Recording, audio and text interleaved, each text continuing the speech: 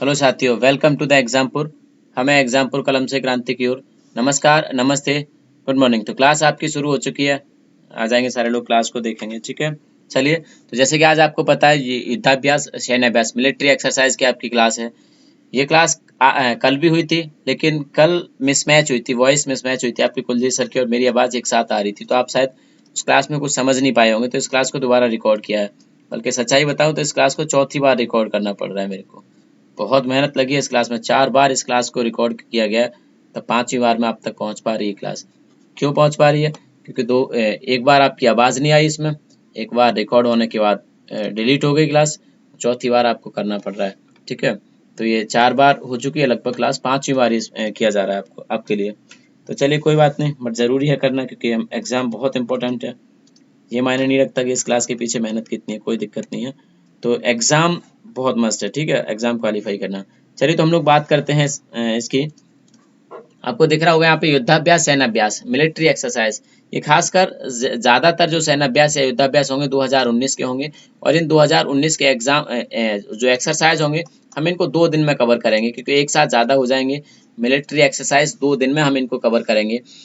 और ये ज़्यादातर भारत के ही हैं, ज़्यादातर भारत के या तो खुद की सेनाओं के बीच में, या फिर Bharat versus India versus other country. ठीक है, तो हम इनको देखेंगे। ठीक है, और ये तीनों सेनाओं के होंगे अलग अलग। चलिए हम लोग देखते हैं। पहला पहला आपको दिख रहा होगा संयुक्त सैन्य अभ्यास। क्या दिख रहा होगा? संयुक्त सैन्य अभ्यास किस किस के बीच में? भारत और संयुक्त सैन्य अभ्यास जिसका नाम क्या है? मैत्री 2019। क्या है? मैत्री 2019। और ये मैत्री 2019 इंडिया व थाईलैंड के बीच में, इंडिया और थाईलैंड के बीच में मैत्री 2019। ठीक है, तो मैत्री हमारी किससे है? थाईलैंड से है। तो मैत्री को याद रखेंगे कि थाईलैंड, थाईलैंड भारत के पूर्वी हिस्से में पड़ता है। भारत के पूर्वी हिस्से में थाईलैंड पड़ता है, मतलब पूर्वी दिशा में, हिस्सा नहीं कहना चाहिए, पूर्वी दिशा में भारत, पूर्वी दिशा में थाईलैंड पड़ता है, म्यांमार से आगे थाईलैंड। ठीक है, और अगर वेन्यू की बात करें कि मैत्री 2019 कहाँ पर आयोजित किया गया, वेन्यू क्या था, मतलब स्थान क्या था। वेन्यू का मतलब तो समझ जाएंगे ना, स्थान क्या था। और स्थान था आपका मेघालय, भारत के नॉर्थ ईस्ट का एक राज्य, जहां पर इसको आयोजित किया गया। अगर ज्यादा टफ क्वेश्चन कोई पूछेगा, पूछ सकता है कि इसके किस जगह पर। तो मेघालय का एक स्थान है उमरोई। क्या है? उमरोई एक स्थान है। इसी उमरोई में 16 से लेके 29 सितंबर ये आयोजित किया जा रहा है। क्या? 16 से लेके 29 सितंबर 2019 वर्तमान में प्रोग्रेसिव है, वर्तमान में ये कंटिन्यू है। तो 16 से लेके 29 सितंबर तक इसको आयोजित किया जाएगा। ये भारत और थाईलैंड के बीच में संयुक्त सैन्य अभ्यास है, जिसे हम मैत्री 2019 के नाम से जानेंगे। किसके नाम से? मैत्री 2019 के नाम से जानेंगे। इसमें कुछ विशेष चीजें हैं कि इसमें कितने सैनिक भाग ले रहे हैं। तो भारत और थाईलैंड के इसमें 50-50 सैनिक हिस्सा ले रहे हैं, 50-50 सैनिक इसमें हिस्सा ले रहे हैं। इसका जो मुख्य उद्देश्य है, वो उद्देश्य है कि जैसे भारत में अगर कोई आतंकवादी गतिविधि होती है, और भारत उस आतंकवादी गतिविधि से निपटने के लिए जो कार्यवाही करता है, और उस कार्यवाही के माध्यम से जो उसे अनुभव प्राप्त होते हैं, वो अनुभव ट्रांसफर करेगा किसके साथ? थाईलैंड के साथ।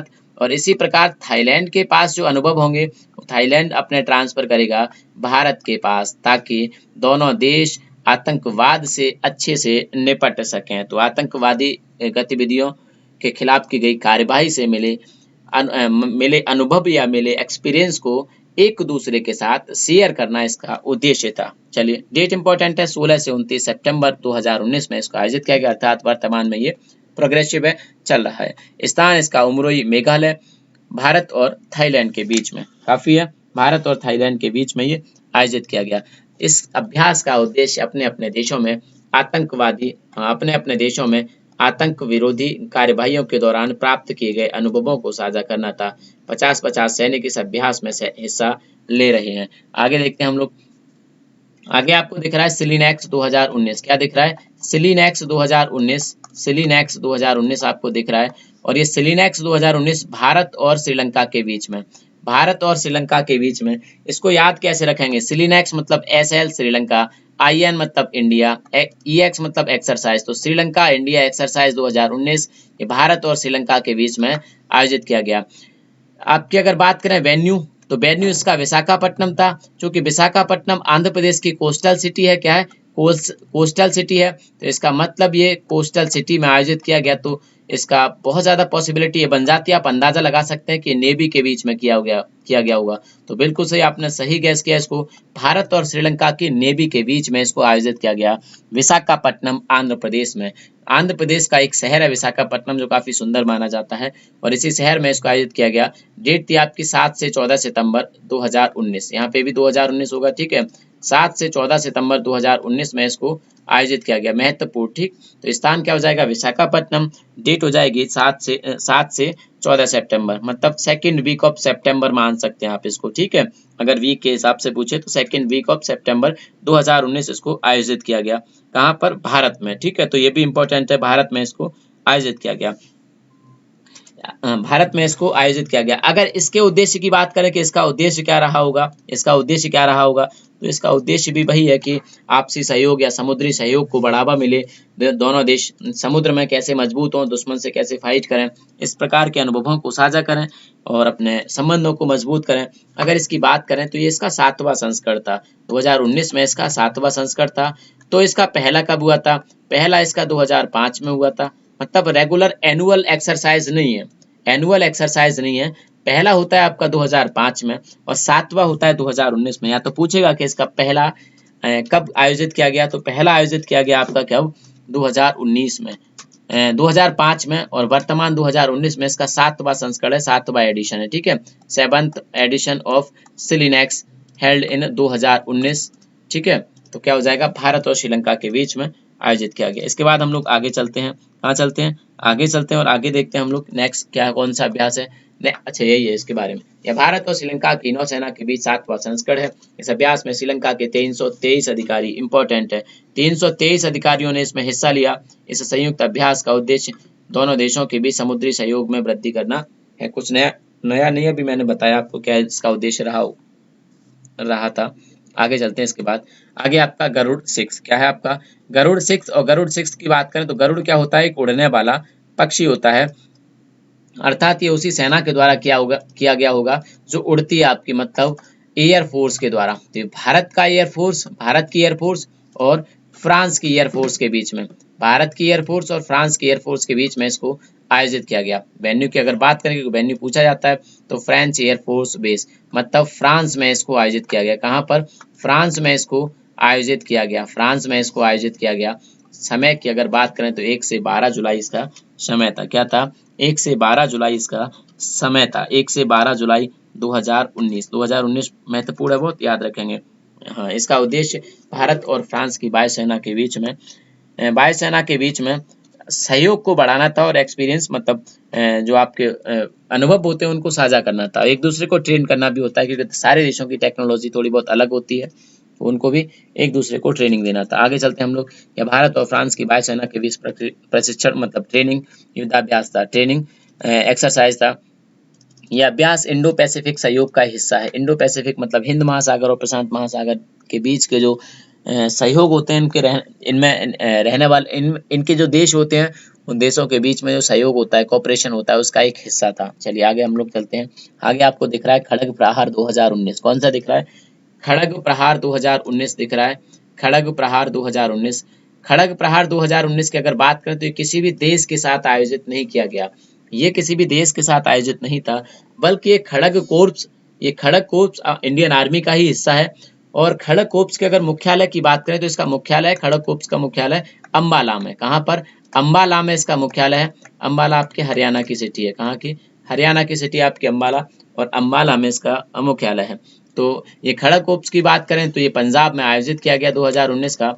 डेट की अगर बात करें तो 27 मई से 4 जून 2019 के बीच में इसको आयोजित किया गया। कहीं कब, 27 मई से 4 जून, 27 मई से 4 जून 2019 के बीच में इसको आयोजित किया गया, खड़ग प्रहार 2019। इसके बाद हम लोग आगे चलते हैं और आगे चलने पे देखेंगे हम लोग भारतीय सेना की प्रमुख प्रशिक्षण अभ्यास। क्या, भारतीय सेना की प्रमुख प्रशिक्षण अभ्यास खड़ग प्रहार 2019 का आयोजन पंजाब में किया गया। कहाँ पर किया गया, पंजाब में किया गया। यह अभ्यास कई महत्वपूर्ण परिचालन पहलुओं को मान्य करने में सफल रहा।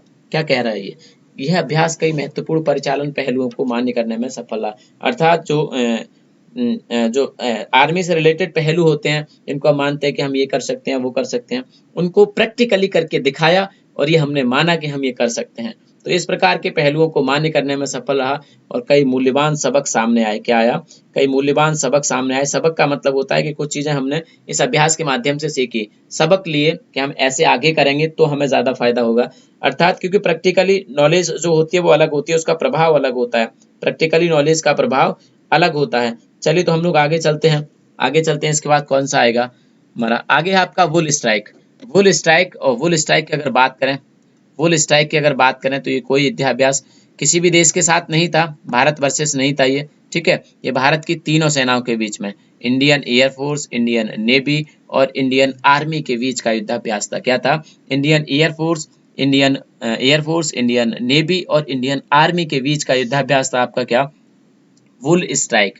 और इसको आयोजित करने की अगर बात करें, अच्छा तीनों सेनाओं ने क्यों किया होगा? उदाहरण अगर आप सोचें कि तीनों सेनाएं आपस में क्यों करेंगी, एयरफोर्स का नेवी से क्या लेना देना, नेवी का आर्मी से क्या लेना देना, आर्मी का नेवी से क्या, एयरफोर्स से क्या लेना देना, तो आप सोच सकते हैं ऐसा, बल्कि ऐसा नहीं है।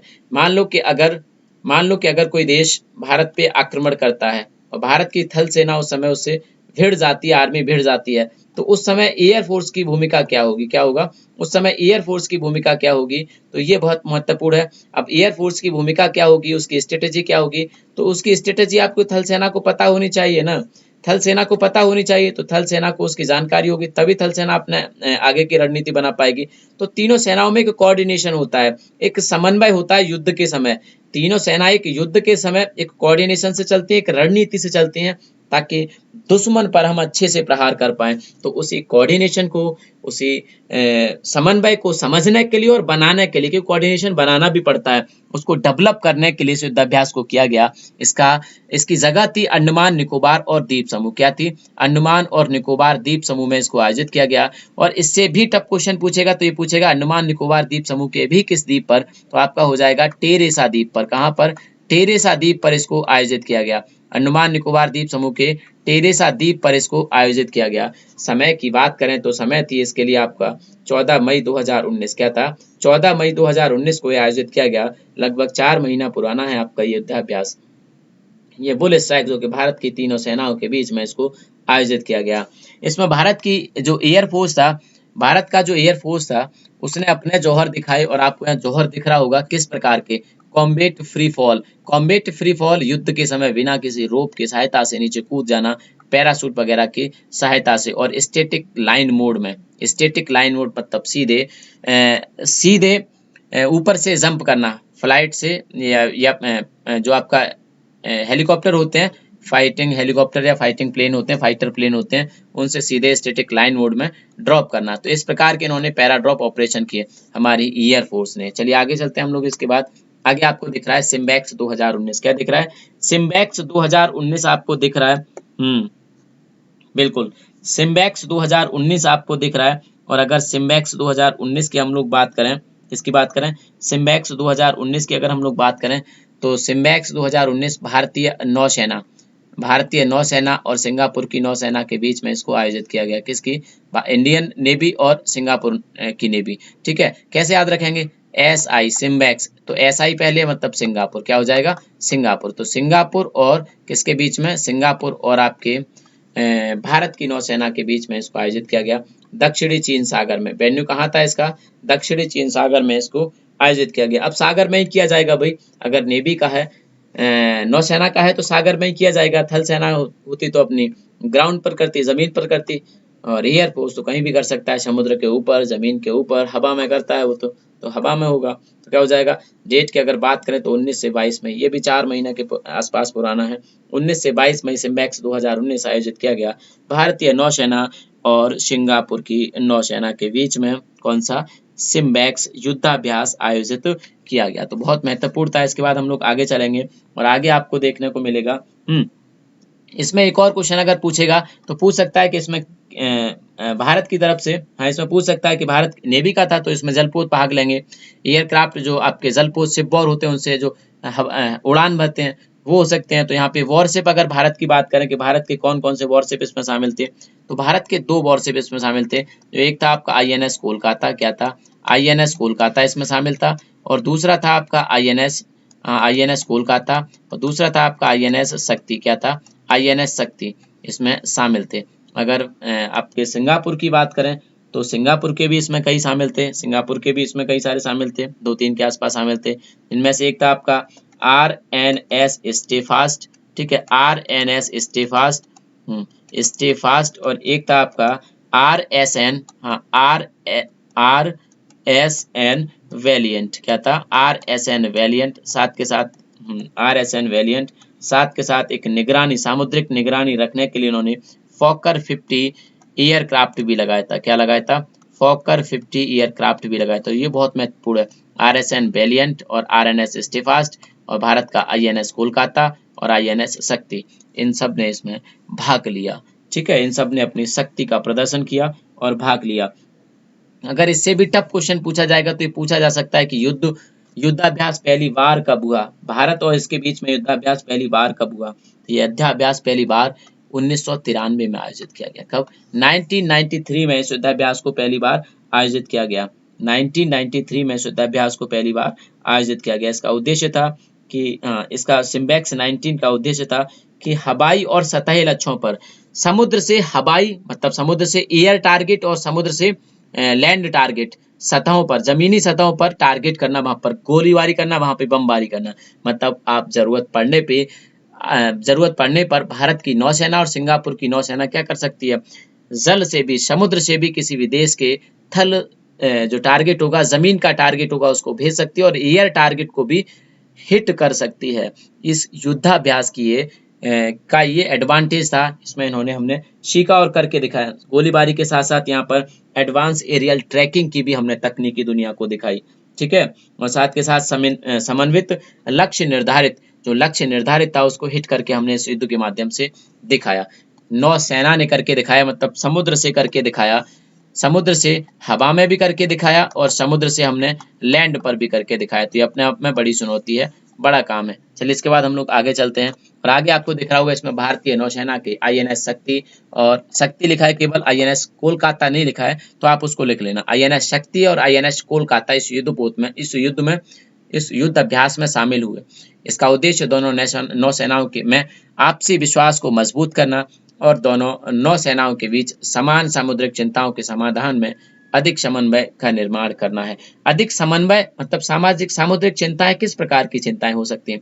सामुद्रिक चिंताएं बहुत सारी होती हैं। अब जैसे हमारी नेवी होती है, पाकिस्तान के बॉर्डर के आसपास लगी रहती है कि पाकिस्तान कभी कराची से हम कोई हमला न कर दे, पाकिस्तान की नेवी कभी घुसपैठ न कर दे। तो ये सामुद्रिक चिंताएं होती हैं। क्या होती हैं? सामुद्रिक चिंताएं होती हैं। पाकिस्तान का कोई समुद्र में हलचल ना हो या फिर चाइना की तरफ से कोई हलचल ना हो।